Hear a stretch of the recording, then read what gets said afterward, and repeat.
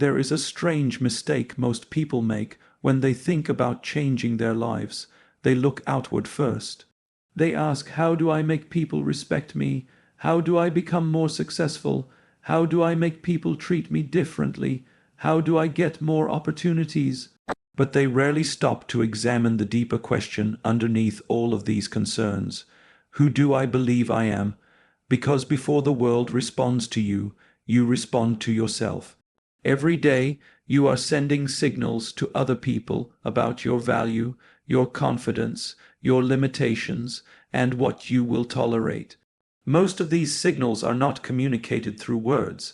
They are communicated through behavior, through your posture, through the way you enter a room, through whether you apologize unnecessarily, through whether you speak with conviction or constantly seek confirmation, through whether you can remain silent without becoming uncomfortable, through whether you walk away from disrespect or desperately try to repair the relationship. People are constantly reading these signals, and this is where your self-image becomes incredibly powerful. If, deep down, you believe that you are difficult to replace, you behave differently from someone who believes they are easily discarded. If you believe your time has value, you do not give it away casually. If you believe your attention is valuable, you become selective about where you place it. If you believe you deserve meaningful relationships, you stop negotiating with people who repeatedly disrespect you. Notice what happens here. You did not force anyone to respect you. You changed the internal standard from which you operated, and that changed everything around you. This is one of the deepest psychological principles you can understand.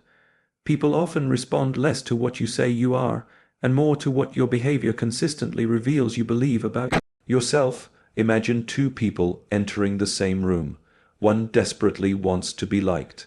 He watches everyone's reactions. He changes his opinions depending on who is speaking.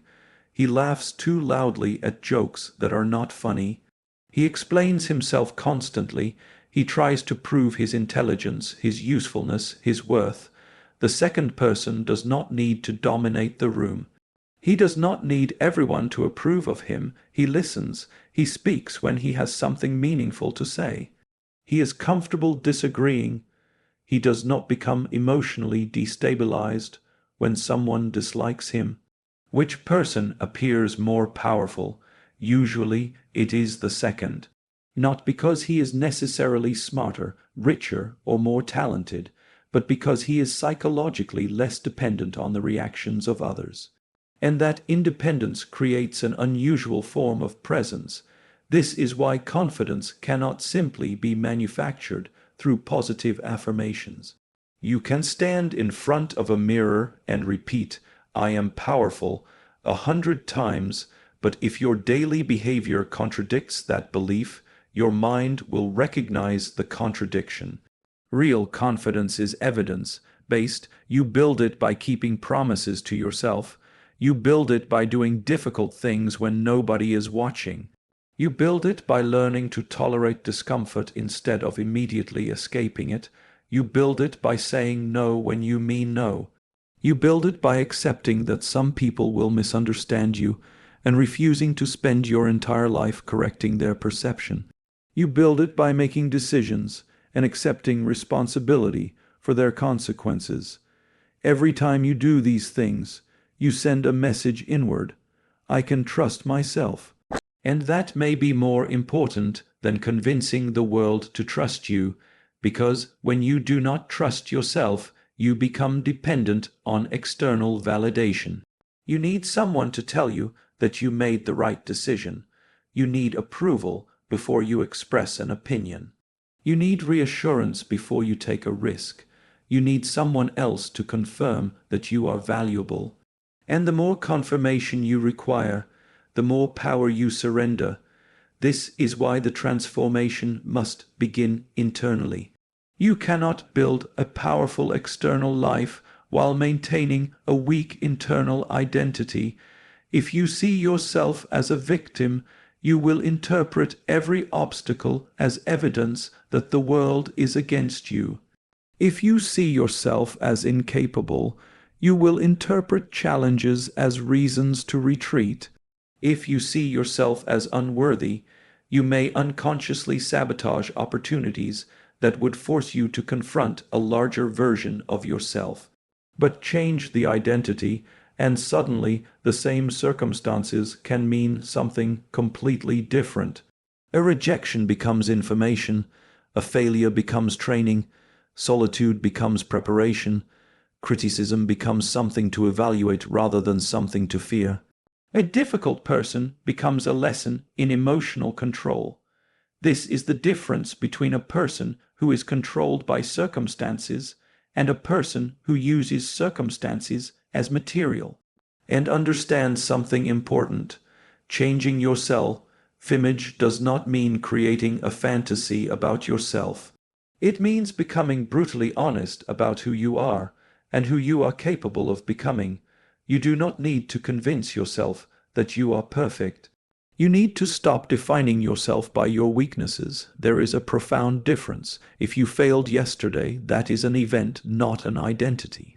If someone rejected you, that is an experience, not a permanent verdict. If you made poor decisions in the past, those decisions are part of your history, not a prophecy about your future. The mind has a dangerous tendency to turn temporary experiences into permanent identities. You say, "I failed," and eventually you start thinking, "I am a failure." You say, "They rejected me." And eventually you begin thinking, "Nobody wants me." You say, "I made a mistake." And eventually you construct an identity around being incapable. This is how psychological prisons are created. The bars are invisible because they are made from interpretation. And once you understand this, you can begin dismantling them. Start watching the language you use when you describe yourself. Listen to your internal dialogue. What do you repeatedly tell yourself?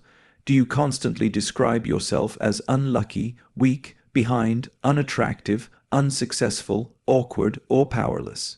If so, understand that repetition creates familiarity, and familiarity can eventually feel like truth. You must interrupt that process, not with empty optimism, but with deliberate action. If you want to see yourself as disciplined, become disciplined in small ways. If you want to see yourself as courageous, do something that makes you uncomfortable. If you want to see yourself as valuable, stop giving your time to everything and everyone. If you want to see yourself as independent, learn to tolerate moments when nobody is validating you. Identity is not merely something you think. Identity is something you repeatedly demonstrate, and once you begin demonstrating a different identity, something fascinating happens. Your choices begin changing. You stop entering relationships simply because you are afraid of being alone. You stop accepting every opportunity simply because you are afraid there will not be another one. You stop explaining every decision because you understand that not everyone deserves access to your reasoning. You stop reacting to every insult because you recognize that emotional control is a form of power. You stop asking, "How do I make them like me?" And you start asking, "Do I even want this person in my life?" That is a completely different psychological position. You are no longer living as someone waiting to be evaluated. You are becoming someone capable of evaluating. And this is where the next transformation begins. Because once you stop defining your worth through other people's approval, you discover that you have been giving away something far more valuable than you realized: your attention. You have been allowing other people's opinions to occupy your mind, other people's behavior to determine your mood, and other people's acceptance to determine your sense of worth. Take that power back, not through aggression, not through arrogance, but through self-possession. The strongest person in the room is not necessarily the loudest person. Often, it is the person who does not need to prove that they belong there. So begin with the way you see yourself. Raise the standard internally before demanding that the world recognize it externally. because the world does not always rearrange itself when you demand more from it. It begins to rearrange when you become someone who no longer accepts less. And once you begin changing the way you see yourself, another psychological shift becomes necessary. You have to change your relationship with approval, because it is one thing to develop a stronger self-image. It is another thing to stop handing that self-image over to other people for evaluation. Most people do this without realizing it. They wake up and enter the world carrying an invisible question: do they like me? They wonder whether they are being accepted, whether someone is impressed, whether a particular person has responded to their message, whether their friends approve of their decisions, whether their colleagues respect them, whether someone thinks they are attractive, intelligent, successful, or important. And the problem is not wanting to be liked. Human beings naturally seek connection. The problem begins when being liked becomes necessary for your emotional stability. Because the moment approval becomes a necessity, you become controllable. Think about it. If someone knows exactly what you fear losing, they know how to influence you. If you are terrified of rejection, they can control you through withdrawal. If you desperately need praise, they can control you through criticism. If you need everyone to understand you, they can control you simply by misunderstanding you. This is why emotional independence is such a powerful form of freedom. You must reach a point where you can hear someone say, "I don't like you," and remain psychologically intact. You can hear criticism without immediately becoming defensive. You can experience rejection without turning it into a judgment about your entire identity. You can walk into a room where nobody knows you and still feel like yourself. That is not arrogance. That is stability, and stability changes your behavior. When you are desperate to be accepted, you negotiate against yourself. You agree too quickly. You apologize when you have done nothing wrong. You tolerate disrespect because confrontation feels dangerous. You become excessively available, you reveal too much, you explain too much, you try to convince people of your intentions. And ironically, the more desperately you try to control how people perceive you, the less control you actually have. Why? Because you are constantly responding. You are allowing their reactions to dictate your actions. But imagine reversing the dynamic. Instead of asking, "How can I make them choose me?" ask, "Are they worthy of being close to me?" That single question changes your psychological position. You stop approaching every relationship as an audition. You begin approaching it as an evaluation. You are no longer saying, "Please see my value." You are asking, "Does this relationship bring value, respect, growth, honesty, and mutuality into my life?" This does not mean becoming cold or suspicious of everyone. It means becoming selective. There is a difference between being open-hearted and being indiscriminately available. A person with no standards gives access to everyone and then complains that people take advantage of them. A person with standards understands that access is earned. Your time should be earned. Your trust should be earned. Your deepest attention should be earned. Your vulnerability should be earned. This is where many people make a mistake. They think being a good person means being endlessly available. It does not. You can be generous without being easily exploited. You can be kind without being submissive. You can forgive without reopening the same door. You can love someone without allowing them to repeatedly violate your boundaries. In fact, boundaries are often the clearest expression of self-respect. A boundary says, "This is how I allow myself to be treated," and then your behavior must support that statement. Otherwise, a boundary is merely a threat. If you say, "I will not tolerate disrespect," but continue rewarding disrespect with your attention, your words have no psychological weight. People learn more from what you consistently do than from what you occasionally announce. This is why saying less and observing more can transform your relationships. Watch what people do when you stop chasing them. Watch what happens when you become less available. Watch who respects your boundaries and who becomes angry because they can no longer access you in the same way. Watch who supports your growth and who only liked the version of you that was easier to control. You learn a tremendous amount when you stop trying to force relationships to remain the same. Some people will leave, let them. This may be one of the hardest lessons in personal development. We often believe that losing someone means we have failed. But sometimes losing someone is evidence that your standards have finally changed. There are relationships that survive only because you continue betraying yourself to maintain them. You keep quiet, you tolerate insults, you suppress your ambitions, you accept inconsistency, you make excuses. You become smaller, and then you call the arrangement peace. But peace that requires you to abandon yourself is not peace. It is psychological captivity. At some point, you have to become willing to disappoint people. This is where real maturity begins. You cannot build an authentic life while trying to prevent everyone from being disappointed in you. Someone will dislike your decision. Someone will misunderstand your silence. Someone will call your boundaries selfish. Someone will accuse you of changing, and perhaps they are right. You are changing, that is the point. The old version of you may have been available to everyone because you were afraid of losing people. The new version understands that losing yourself is more expensive. This does not mean you should become emotionally detached. It means you should stop making other people's emotions your responsibility. Their disappointment belongs to them. Their opinion belongs to them. Their interpretation belongs to them. Your responsibility is to act according to your values. And this is where choosing yourself becomes radically different from selfishness.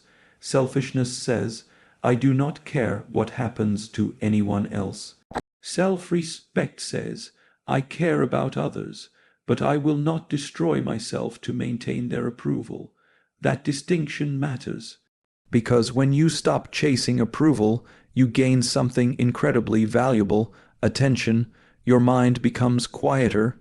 You stop replaying conversations for hours, wondering whether you sounded intelligent enough. You stop checking whether someone has responded. You stop constructing elaborate explanations for why you behaved the way you did. You stop trying to win every argument. And suddenly, the energy that once went into managing people's perceptions becomes available for something more important. Building yourself, your skills, your body, your work, your relationships, your knowledge, your future. This is why people who become internally secure often appear mysteriously attractive. They are not constantly reaching outward for something to complete them.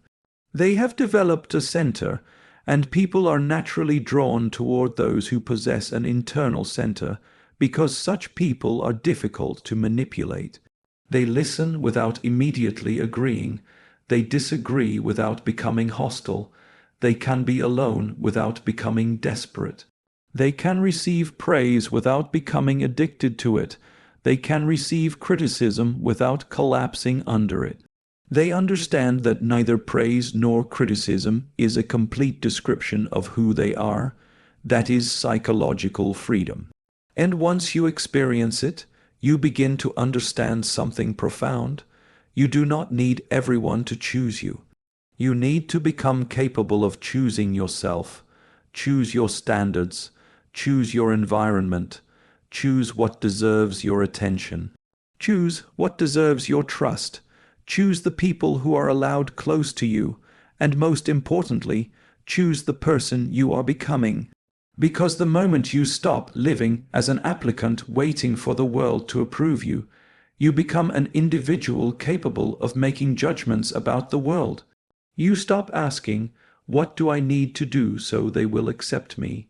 And you start asking the far more powerful question, does this deserve a place in my life? That question changes everything. Because when your need for approval decreases, your ability to act with clarity increases.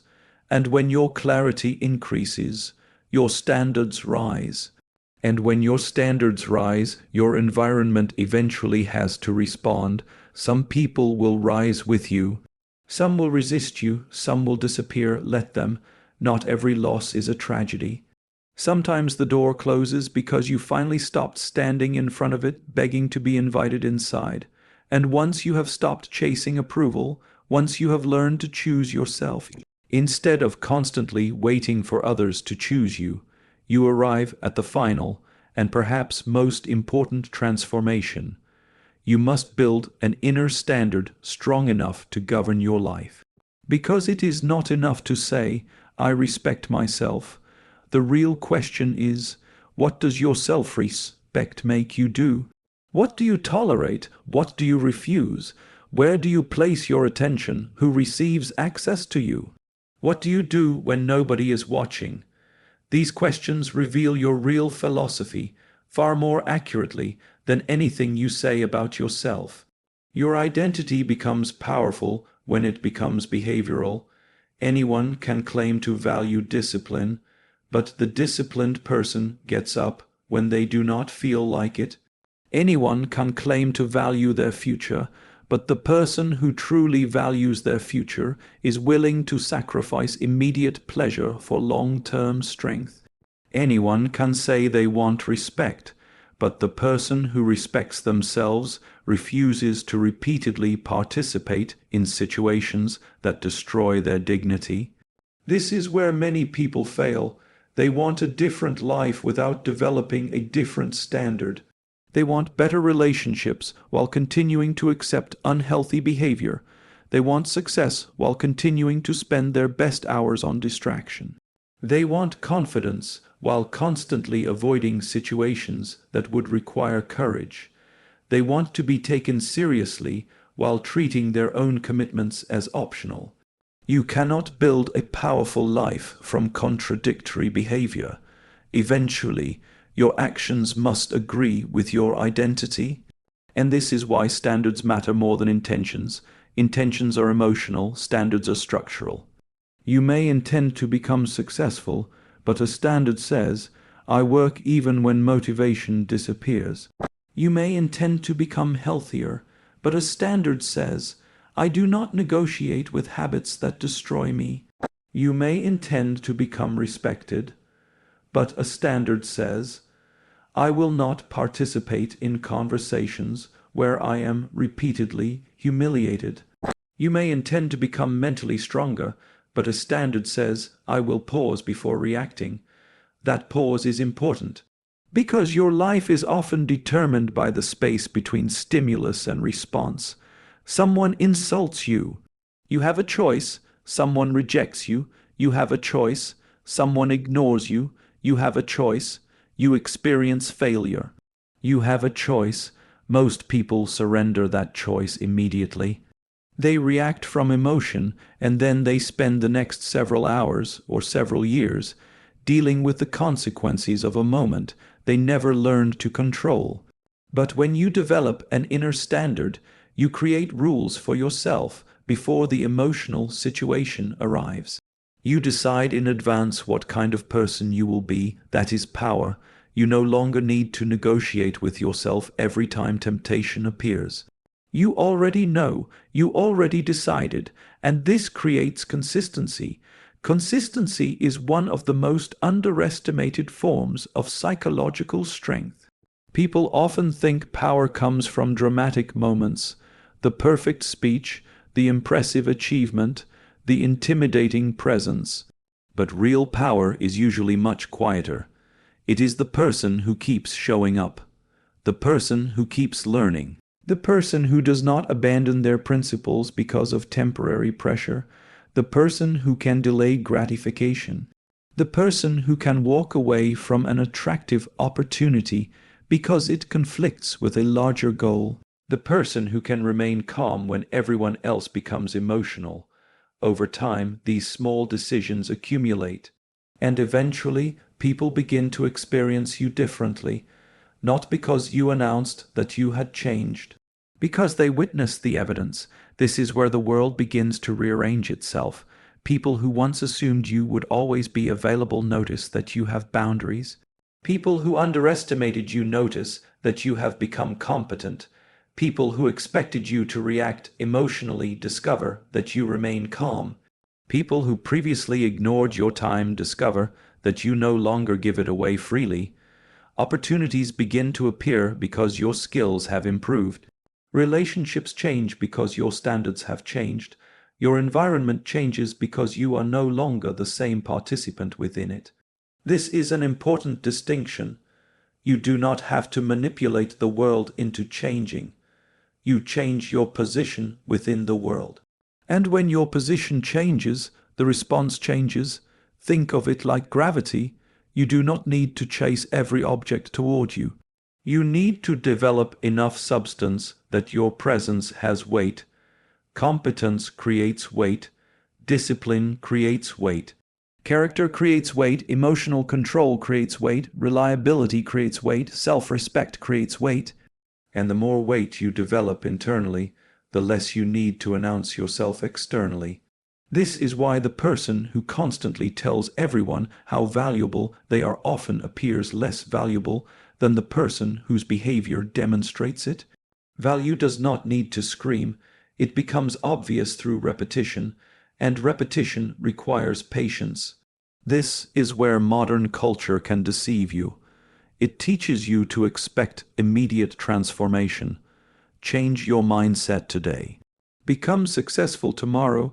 Reinvent yourself overnight. But meaningful transformation is slower and more demanding. You have to become someone new before you can consistently experience a new reality. And becoming someone new requires hundreds of small decisions that nobody applauds. You choose to read instead of scrolling. You choose to practice instead of complain. You choose silence instead of unnecessary conflict. You choose preparation instead of excuses. You choose long-term growth over immediate validation. Nobody may notice these choices at first. But you notice, and that matters, because every time you keep a promise to yourself, your relationship with yourself becomes stronger. You begin to trust yourself, and self-trust creates a different kind of confidence. You no longer need constant reassurance because you have evidence. You know that when things become difficult, you will respond. You know that when you fail, you will recover. You know that when someone leaves, you will survive. You know that when opportunity arrives, you will be prepared. That knowledge changes your posture toward life. You stop approaching the future with desperation. You approach it with preparation. And there is an enormous difference between those two states. Desperation says, I need this to work. Preparation says, whatever happens, I will know how to respond. The second person is harder to intimidate, harder to manipulate, harder to discourage, because their confidence does not depend entirely on outcomes. They understand that they cannot control everything that happens, but they can control their preparation. Their standards, their effort, their attention, their response, their character, that is where genuine power begins. And this brings us back to the central idea of this entire speech. Think about yourself differently, but do not stop at thought. Change the way you behave, change what you tolerate, change what you pursue, change what you consider worthy of your time. Change the people you allow to influence your mind, change the promises you make to yourself, because eventually your external world begins reflecting the internal decisions you repeatedly make.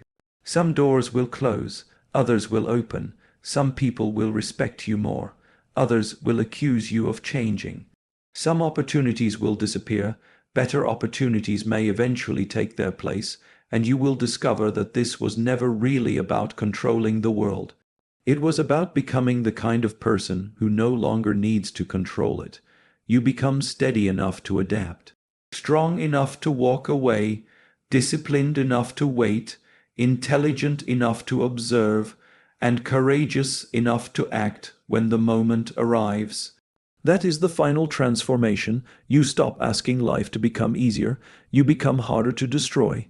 You stop demanding that people understand you. You become so clear about your values that misunderstanding no longer controls you. You stop chasing the world, you build yourself, and then something remarkable happens.